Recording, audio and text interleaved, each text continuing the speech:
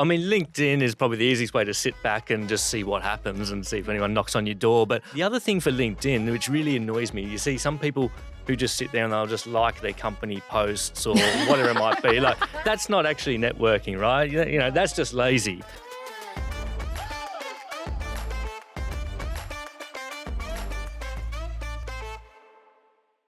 Welcome back to another episode of Wise and Shine. As we move on into the new year 2025, we want to know what are the job trends in the market right now and how we can position ourselves for it. So for those of you who don't know me, where have you been? Just kidding. My name is Dawn, your host on Wise and Shine, and I'm joined here with Alex. Hi, this is Alex Low. You can find me on socials, Alex Low, your growth mindset coach. I'm also a corporate trainer and facilitator. And we have two wonderful guests with us here today to share a little bit more about the job market trends this year. So, John and Natasha.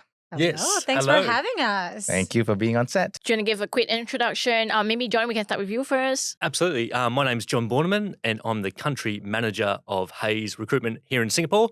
And I've been in the country for about 14 months and loving it. So you're the one finding the people for the roles for the employer to make the decision. But Natasha, you're the employer. Yes, I am. So my name's Natasha. I work for a company called L'Oreal. I'm sure most of you have heard of it. Who wouldn't?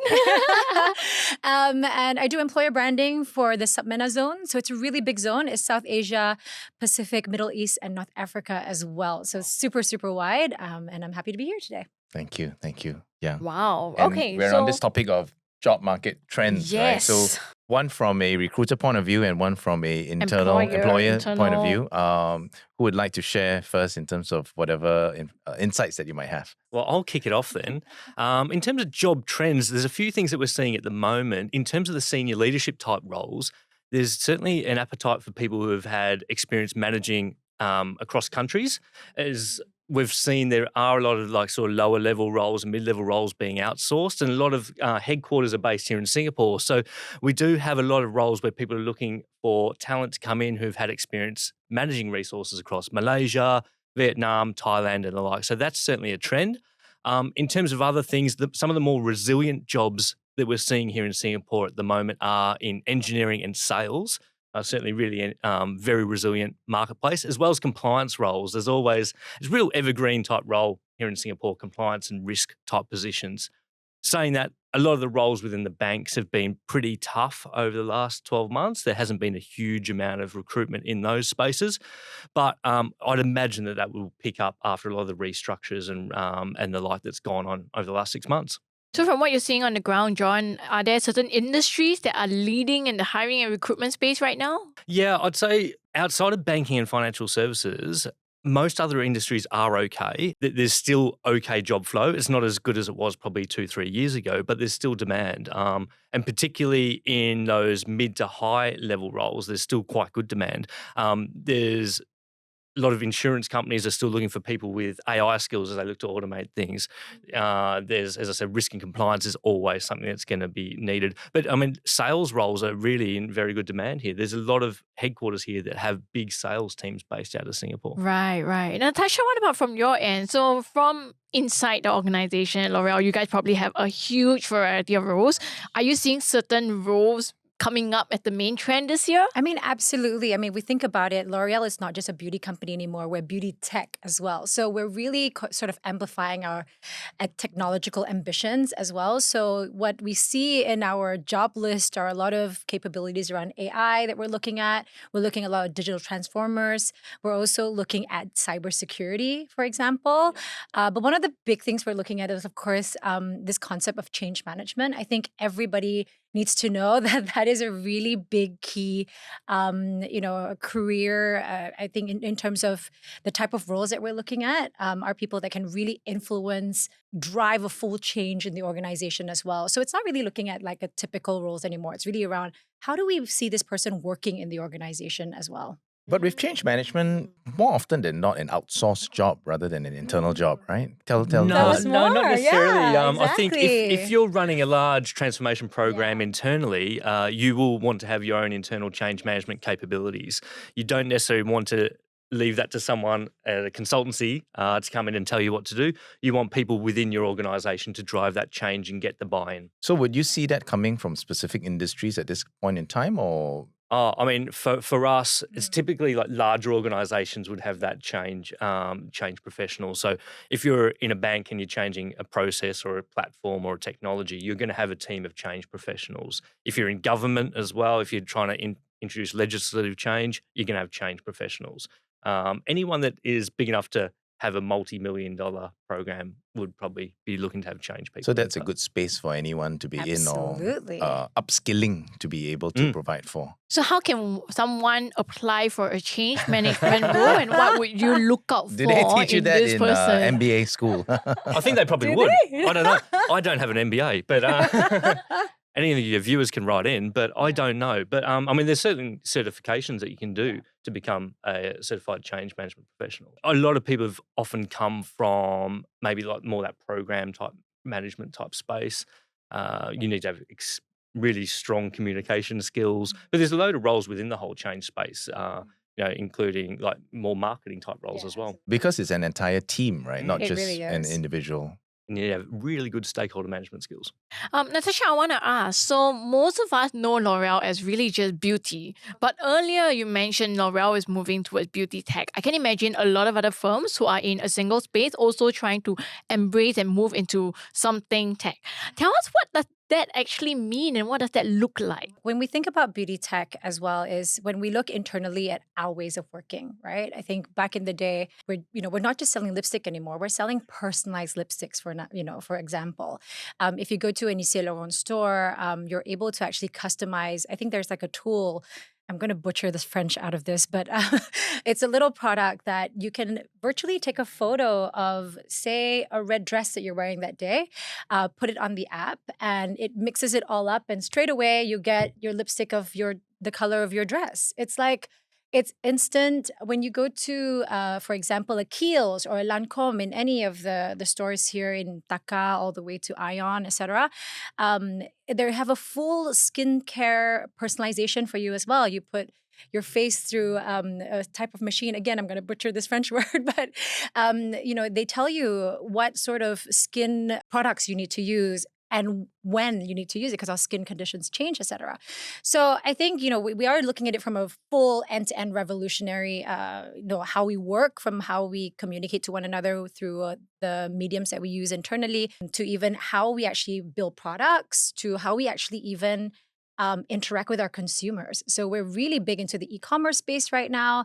We're doing a lot of work around AI. We're doing a lot of work around virtual reality, etc. So augmented realities as well. So there's a lot happening in the beauty space. So I definitely urge you to watch this space. And I can imagine some of these skills required for the transition might not be present in existing people in the workforce yet, right? Because during our era, for instance, a lot of these things were not taught in schools. How can someone in their mid-career age or range make themselves attractive to employers like you or recruiters like you to place them into such change management roles? I mentioned before how it can be really difficult for us as recruiters to take a person who has maybe 4 or 5 out of the 10 required skills to someone like Natasha and say, here, Natasha, take a punt on them. I'm sure they'll be okay. If Natasha's going to give me some money, not a load. Not a load, Yeah, no. not a load. Some money to go find a certain talent, she's going to want 9 or 10 out of 10 boxes ticked. And 11 out of 10. 11 out of 10, yeah. Very hard customer. So for me, as a recruiter, it is really difficult to help with those career switches. If someone is looking to move industry, what you probably need to look at using your own internal network or even opportunities within your actual organisation. That's a great actually answer. I think for us as well is, we look at the build, buy, borrow model, right? A lot of the times when it comes to these type of internal change management and upskilling of people within the organization, we look at how do we actually upskill the people that we already have, right? But I think externally as well, especially with how we're trajectorying, we do look at external candidates to sort of give us a different flavor. I feel like sometimes we do need that blend to be quite realistic with our expectations. We can't have everything done in-house. We do need a little bit of, an external point of view as well to give us a little bit of best practice out there. So yeah, I think ultimately it's sort of that blend of internal and external candidates as well. Yeah, because I think if you have the same internal people doing the same job, working with the same people all the time, you do that get a little bit of groupthink, I think, at sometimes. Yes, and bringing an external perspective can be quite good. Like they can be disruptors as long as it's in a good way. Like good disruption is good, bad disruption not so good. But it's great to get that different point of view and really shake things up a bit. Are there any no compromise kind of qualities that you would be looking for from the candidate? And would that come before or after the 11 skill sets that is required? There's a classic saying within successful sporting teams, often they have a no dickheads policy. And I think that always applies to anyone that's looking to hire. Like, that's always a red flag. You want to bring in good people first who are willing to learn again and going to assimilate fairly well, but you don't want toxic people within your organization. And you would know that from the grapevine, reference checks, all that kind of stuff. I mean, Singapore, there's 5.5 million people, but it feels smaller a lot of the time, and it's amazing how everybody knows everybody. Everyone knows everyone. Like I hadn't met Natasha at all before, and I already know a load of people that already know Natasha. It's very hard to get away with being a nasty person here in Singapore because someone will know. So that would be the same thing that you would be focused on, Natasha. I mean, I think for us, it's really. I mean, I always hold this to heart. Even when I'm recruiting for my own team, I look at I recruit for attitude and I can train for skill. That's a big one for me because I believe that if you come in with the right mindset, you're already halfway there. If, in fact, you're 80% there. If you're open-minded, I can teach you everything that needs to happen, and you can give me a different flavor. But I think for me, it's really around the culture fit. It's super, super important. At L'Oreal, we have a full, whenever we interview candidates, we actually benchmark them against certain dimensions of potential. So we don't hire them for who they are now. We hire them for what we can see them do. For example, I remembered my L'Oreal interview actually. My interviewer was asking me, so what do you want to do after this? And I'm like, I'm applying for this job. And then he said, and I'm going to stay. Yeah. And he said, no, we know you can do this. We want to know how to project you in 18 months. And I was like, wow, like I've never heard of that before in an organization. I've always felt like, especially when, back in my recruiting days, it was plug and play. Like, when can this guy start? Yeah. When can he start yesterday? Like that was kind of a lot of the conversations. But now it's like, I want to develop you. Those are the conversations that we're having now actually internally. I mean, we all know that a lot of the best jobs are actually internal, whereby you get referred in or you get headhunted rather than what we were talking about earlier, John, in the earlier episode where you shared how many applications or roles now have tons and tons of applications, but it's really only just one person who will stand up, right? So how can someone, a job seeker, make themselves become more attractive so that instead of them going out there knocking on 1,000 doors trying to find the best role for them, but how can we just sit back and let someone like you or your team come and find us The and say, power hey, of attraction. I want you. Here we go. Born L'Oreal. Is this a dating site or what is this? Yes, we're matchmaking you to the best job possible. We are in a way. Yeah. I mean, LinkedIn is probably the easiest way to sit back and just see what happens and see if anyone knocks on your door. But I mean, there's certain ways you can use LinkedIn and really the basic things in terms of having accurate dates, job titles, what you're actually doing at the moment. But the other thing for LinkedIn, which really annoys me, you see some people who just sit there and they'll just like their company posts or whatever it might be. Like, that's not actually networking, right? That's just lazy. I mean, what I want to see is if you are commenting on legislative change that's happening in Singapore that's going to impact your market, share that article and put your insights into it. Actually add stuff to your network that they might find interesting. And please, everyone, stay away from the humble brags on LinkedIn. They're driving me nuts. I thought that was what LinkedIn was about, to humble brag. Yeah. Well, maybe it is, but no, and that's so true. I think people are not optimizing LinkedIn as how it should be optimized. Like I think about it, and I'm going to share a big secret now, especially for recruiters. Recruiters use Boolean searches, guys. I don't know if you know this. Google it. What Boolean searches mean? Okay. Ultimately, it's like your LinkedIn has to be like a website SEO. It has to have the right buzzwords because as recruiters, we don't have a lot of time in the world too. We have job briefings. Internally, we have multiple jobs, not even the specialized ones that you guys would have in recruitment companies. But, we're juggling a lot of things. And, we're finding ways now, and LinkedIn is such a great partner, especially to L'Oreal. They have great ways of searching now, applying things to projects, etc., streamlining our work process. So I think you have to think of yourself as your own brand, almost like your own website. Well, I guess that's the reason why personal branding is becoming so big on LinkedIn, right? Yeah. And lots of personal branding coaches out there. But if we talk about discoverability, right? Because you have like your network and then the next layer on top and there. And if someone, let's say, starts out young or with a really small network because they've just started building their LinkedIn profile and they don't have a lot of connections, how can they then make themselves attractive and discoverable to people like you guys so that they don't have to be one of the 1,000 applications fighting for your attention? Yeah, I mean, but take LinkedIn aside, there's certain other ways of building your network. And not everyone wants to rock up to a conference with 1,000 people and make small talk with people they don't know. Like it's like hell for a lot of people. You know, we can probably do it at a stretch, but it's not always that enjoyable. But I mean, the thing is, you can build your network through, you know, people you went to school with, people you went to university with, like parents at the school you go to, your sporting clubs. You can build your network organically that way. And it's a lot of those dormant ties where people you haven't actually connected with for some time, you can reconnect with them and see what's happening in the market, see what's happening in their industries. And it's all, it takes time. There's no quick win around this. It's an investment in time and investment in yourself. And if you get a role where you have 1,000 applications, would you sift through that 1,000 or would you be actively looking on LinkedIn to headhunt a person? So there are a couple of areas to look at it, right? I can just be very honest with my journey. I have, and this is probably going to ruin my recruitment marketing metrics, but ultimately we get millions of applications a year, right? And that is from people that are like, I can do this job 50%, I apply, to like people that can really do this job and they apply. So I think ultimately as recruiters, of course, we look at the direct applications, but it is really tedious. So we have tools to sort of help us sift out things, knock out questions, etc., that can help us sort of sift through, you know, put some relevant CVs to the top, right? There's another way we use direct sourcing, of course, which is obviously through LinkedIn. We use a lot of Boolean searches and look through that side of things. Every time I talk to someone and I am looking for somebody, I always ask for referrals. That's like the main thing that I look for. And I think referrals as well is a two-way street. So for example, you know, just going back to your question around like how do how do someone that doesn't have a big network sort of expand their network as fast as possible?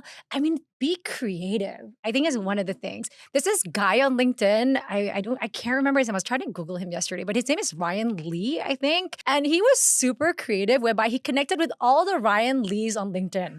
Oh. And I thought that was so smart. Like just as like a conversation starter. Like he would email them and be like, hey, Ryan Lee, I'm Ryan Lee too. And then it was just like, he had like thousands of followers after that. Like it was so smart. And I was just thinking to myself like, okay, well, he's not going to have a problem looking for a job because he's, you know, a Ryan Lee could give him a job, right? But I think like that's really, you have to be really creative in this time of, you know, in this day and age. You have to really think about your personal branding as well. I mean, I was recruiting for a lot of, you know, of my interns and all of them I have a social media account with 40,000 followers and it's just a food blog. And I'm like, what? I'm like shocked at how Gen Zs are now owning this space and they are calling it like home for them. They're saying, I want a job. I know what I'm good at and I want to show you what I'm good at. And I think that's where creativity really shines. I feel like for, you know, people like John and I, we're sort of still in this LinkedIn stage, but there's so many other platforms out there that you can really show yourself, show your authenticity, and, you know, employers will be knocking on your door. So it sounds like a social media account is imperative towards a job that you want to be getting in the Depends, future. It depends on the role. Like, and I mean, if you're an amazing cyber candidate, like you don't need, I mean, a lot of those guys won't even be on LinkedIn. Yes. They're worried someone's going to steal their details. Oh, yes. No social footprint. But they're really high in demand, right? If you get a great cyber person, you can place them anywhere into a job. But for us, it's mainly LinkedIn, JobStreet, do talent searching on that. There's all range of different tools we can find people with What now. percentage of hires come from LinkedIn? What percentage of hires come from referrals? So recently, job applications is still our big in terms of the pie. I'd say at least 23 to 24% is still relevant from that. And then the second one would be direct sourcing. And then the third one would be referral. So referral is actually our top three. We're actually trying to make rehiring our top three soon as well. So I think the alumni space. So I mean, even, Definitely. you know, just going back to the topic of like, how do I find my next role? It's like, have you considered going back to your old organization that you know the culture, that you know some people there, and you know, and you can come back with new, fresh eyes. So I think that's also what we're looking at too. Yeah, I mean, the boomerang hire can hit the ground running straight Yeah, away. absolutely. So rehiring need not necessarily be someone on childcare leave or a sabbatical. It's really someone out there in another company and you're just knocking on it, hey, would you want to come back? Yeah, pretty much. Yeah, I know our organisation, other countries have done alumni nights where they've gone to a bar, put a tab on, and anyone, because a lot of your good friends have come from Yeah. work. So bring everyone together, have a chat, and then if they're interested, great. If not, you've had a good night out. So. Hey, I hope you're enjoying Wise and Shine so far. I'm your host Reggie, aka your Chief Financial Coconut, and for us to continue to do this show so that you become a tad bit wiser every week, you gotta like, share, subscribe, help us beat the algorithm. But even more importantly, if you can, comment in the comment section below. Let us know your thoughts and also some questions that you would love us to answer. Yep, now back to the show. Right. And then we have another question, which is, one trend that we saw coming up a lot in the last 2 to 3 years was this idea that it might be better to be a generalist instead of a specialist. I can imagine a generalist is great for change management type of roles, right? But when you talk about compliance and stuff like that, it might be specialist. So if someone has to choose, what would be a better route for them? That's almost an impossible question, I'd say. Yeah, because there's two ways of looking We at like things. asking Give us the impossible continuum. I mean, if you're it's like, would you rather be a GP or would you rather be a neurosurgeon? It's really difficult. GP is interesting. You get to do all kinds of stuff all day. You might have the flu, bit of COVID, ingrown toenail, right? Brain surgeon, it's brain. So, but I mean, who gets paid more? The specialist. So that's what we normally see. Generalist is great. You can apply those skills to lots of different organizations, but the specialists are those that are really highly sought and they get the big bucks. That's also true. I think when you look at an organization size like ours, I think a lot of cross-functional expertise is really key. I mean, I was just reading a book called Range that is basically talking about how do you be a generalist in a very specialized world. And a big That's part a of great it is it's amazing, right? And I was just like, hang on, but I'm a specialist. But what is interesting is that I think the modern workspace really requires you to have really strong knowledge transfer anyway. So if and it's always this conversation and is around the deep. Have you guys heard about the deep V versus the T? Yes. Yes, No, I'm sure I'm you not. have. Share with us. Can you please explain it? I'm going to butcher this. So I understand that I'm a T, right? Okay, Because I'm a yes. generalist. I know many different things, but there is one specific thing that I am a lot better than the rest. Ah, As okay. opposed to the V. Okay, maybe do you remember much about the V? So the V is like gradually knowing bits and pieces of everything. I mean, like you're not going to get the deep expertise in one, but you're going to get semi-deep expertise in all of it. Visually, it's stunning. You have to see, you have to find it somewhere. For us, and I can really speak only for myself again, that I've always been a specialist. Especially, even when I was recruiting, I was only recruiting in a specialized space. And it really depends on where you want to build your career. So I can, for myself, I think the specialist route works because for me, it's like I am deep into what I know. And eventually the specialism, you attract different domains eventually, right? So right now it's interesting because I'm half a HR headcount, but also half a marketing headcount. So it's like I'm not even deep in any, So I'm So you sort of feel a bit lost. so and I'm like a TV, like a TV a little bit. But yeah, it's different for different organizations and expectations of what you want out of your career as well. And earlier on, both of you spoke about the importance of keywords. But I can imagine now with AI and ChatGPT, it's not that hard for someone to just copy-paste the job description and the role and then ask ChatGPT to create a resume or CV that has all those search terms.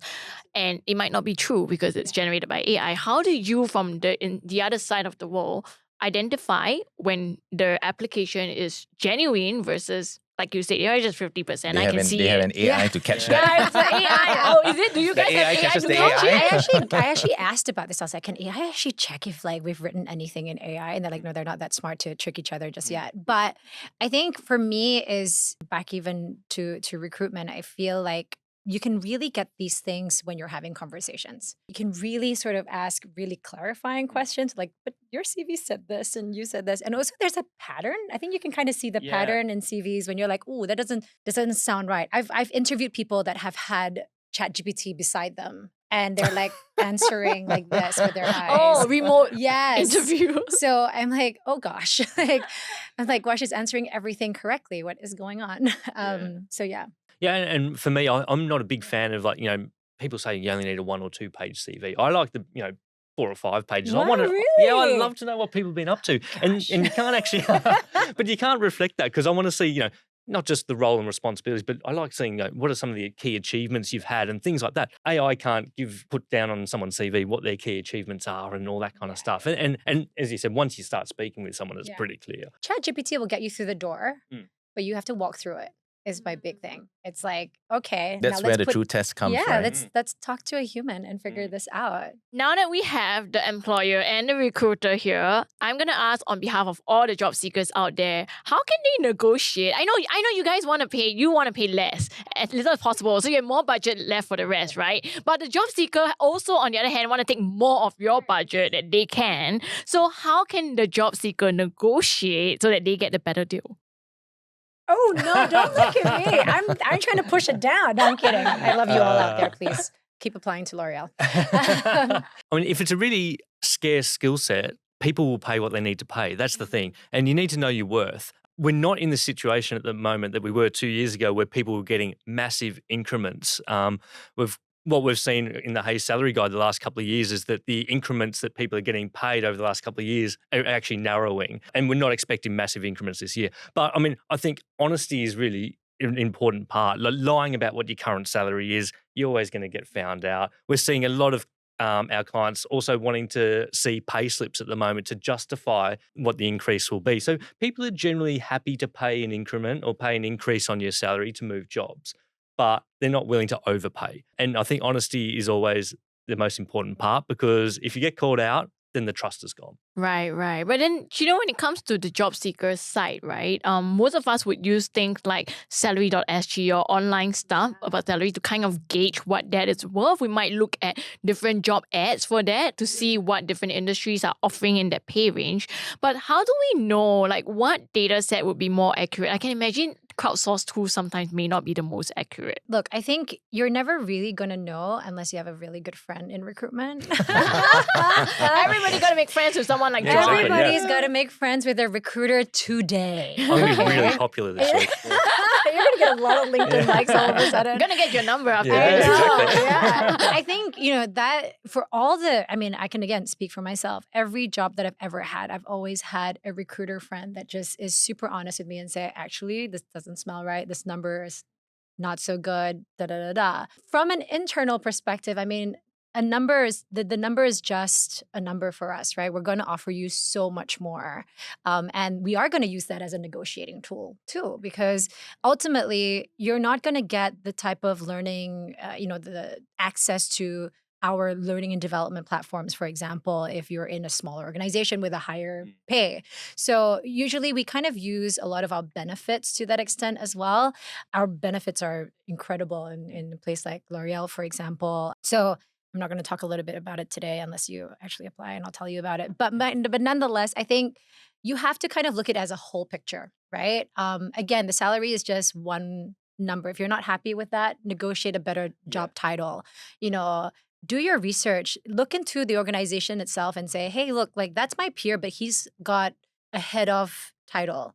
How do I manage this? Do they have a senior VP title? Do they have a VP title? Do they have a chief title, etc.? So I think there's a lot of different levers that you can pull that a lot of people don't know out there that they can do, because they just think, oh my gosh, this is a number times 12 or times 13. And that's all they care about. But ultimately, there's a lot more that an organization can actually provide you sans the number, Yeah, and don't walk away. I think if the number's lower than what you expect, it doesn't mean the game's over. You're still in the game, and it might mean you have some more conversations. It might take a little bit longer, but you need to end up in a place that you're happy with. You need to end up with a salary that you're happy with. So we see either two people just going no, and then that opportunity they don't want to hear any more about. But I would really urge people just to keep conversing, keep having that conversation until they get to a stage where it's either yes, I'm happy with it, or we're not going to get it. You talk a lot about pay slips as a base gauge. And I want to ask this because in recent years, we've had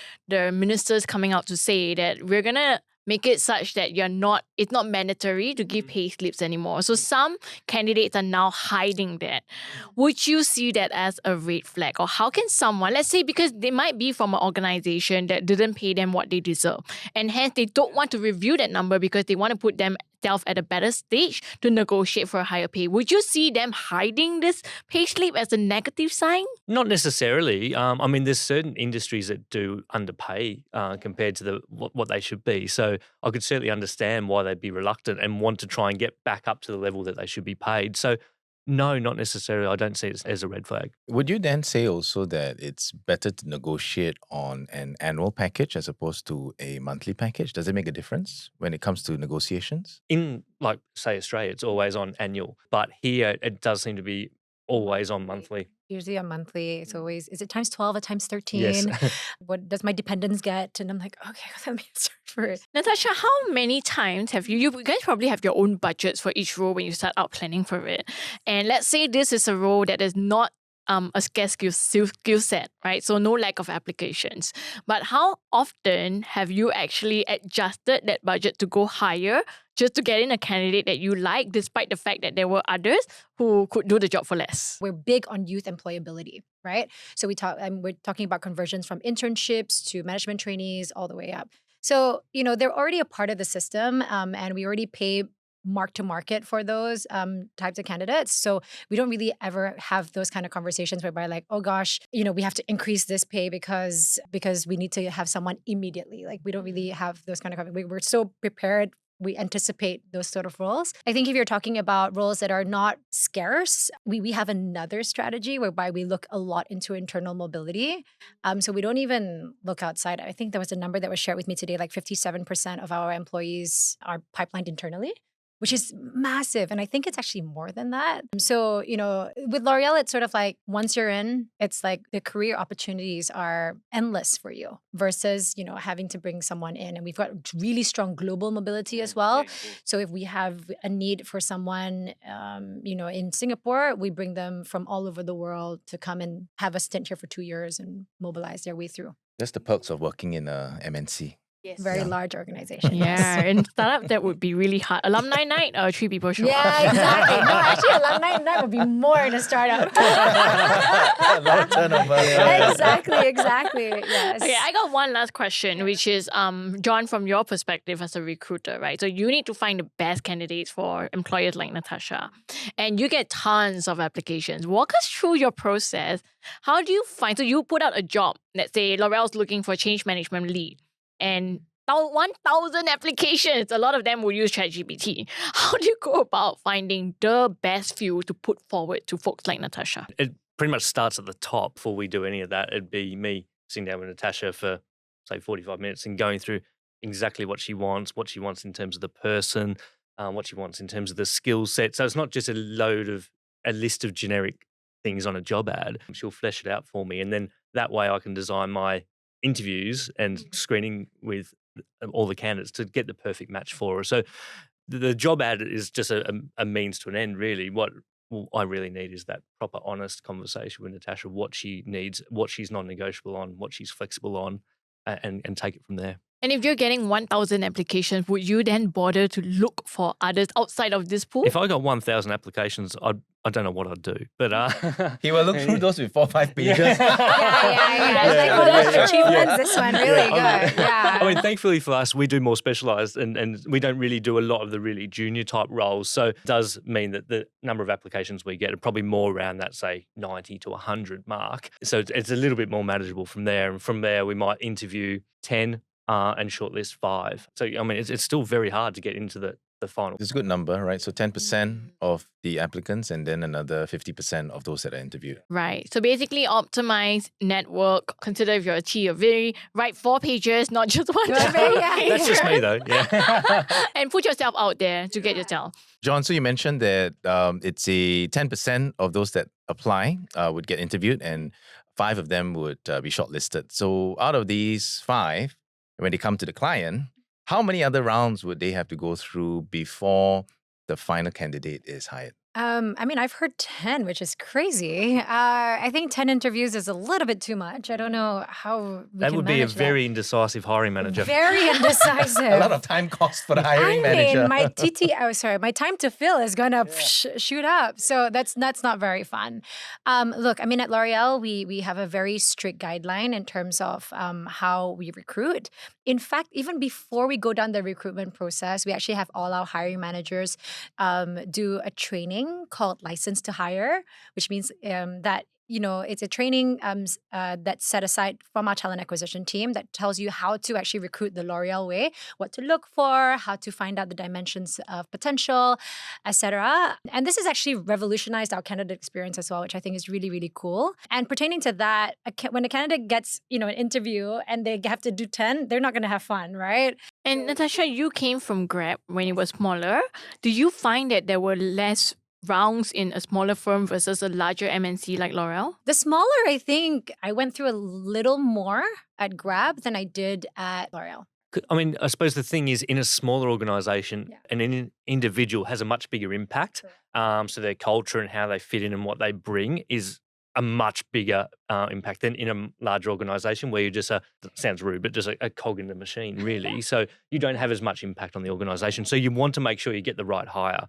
But I mean, interviewing goes both ways, right? It's a candidate selling themselves, but the employer still needs to sell them to the candidate. To the candidate, yeah. And that, I think, is sometimes missing from what I've seen here in Singapore, where it's always give or take from the candidate without much give. And I think that's something that a lot of hiring managers could probably work on. Right. I'm going to ask one last question, which is, a lot of candidates are complaining that there's not enough jobs for them, but we are also hearing from the other side of the story where the employers are saying there's not enough suitable talents within the Singapore space. So that's why we have to bring in foreigners. Who's saying the truth? They probably both are. I mean, there's always... Every country in the world has different skill shortages. Singapore, it might be around, say, AI and might be around change management. It might be around, say, SAP or a certain technology, right? And other countries have really high talent.